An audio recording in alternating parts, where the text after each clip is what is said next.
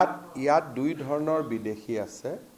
এটা হৈছে অসমত কন্টিনিউয়াছলি যি বিদেশী আহি আছে, আজি আহিছে, কালি আহিছে, এমাহৰ আগত আহিছে। এটা হৈছে সেইটো। সেকেন্ড হৈছে DFN, যাক ডিক্লেয়াৰ্ড ফৰেন নেশ্যনেল বুলি কয়। আপোনালোকে জানে যে সুপ্ৰিম কোৰ্টত কেছ এটা হৈছিল আৰু সুপ্ৰিম কোৰ্টে আমাক নিৰ্দেশ দিছিলে যে যিসকল ঘোষিত বিদেশী তেওঁলোকক যিকোনো প্ৰকাৰে আমি উভতাই পঠাই দিব লাগে। যিসকল ঘোষিত বিদেশী কিন্তু কোৰ্টতো এপিল কৰা নাই তেওঁলোকক আমি পুশবেক কৰিছোঁ।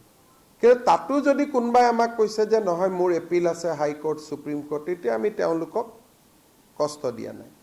কিন্তু যোৱাকালিয়ে ৩৫জন বাংলাদেশী একেলগে আমি মেঘালয় আৰু শিলচৰৰ বৰ্ডাৰত পাইছোঁ। তেওঁলোক কেইদিনমান আগতে আহিছিল। গতিকে তেওঁলোকৰ ক্ষেত্ৰত আমি লগে লগে পুশবেক কৰি দিওঁ। আৰু তৃতীয়তে দেৰগাঁৱত আমাৰ আৰক্ষী অধীক্ষকসকলৰ মিটিং হৈছিলে।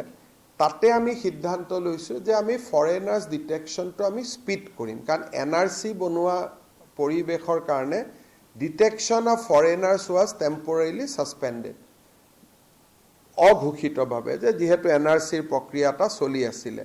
এতিয়া দেৰগাঁৱৰ আৰক্ষী সন্মিলনত আমি সিদ্ধান্ত লৈছোঁ যে আমি বিদেশীক যিটো চিনাক্তকৰণৰ প্ৰক্ৰিয়া সেইটো আমি এক্সপিডাইট কৰিম, সেইটো আৰু আমি খৰতকীয়া কৰিম। গতিকে অহা কেইদিনমানত পুশবেকো হ'ব, চিনাক্তকৰণৰ প্ৰক্ৰিয়াও চলিব আৰু ভাৰত চৰকাৰে কিছু মানুহক বাংলাদেশ চৰকাৰৰ লগত যোগাযোগ কৰিও পঠিয়াব।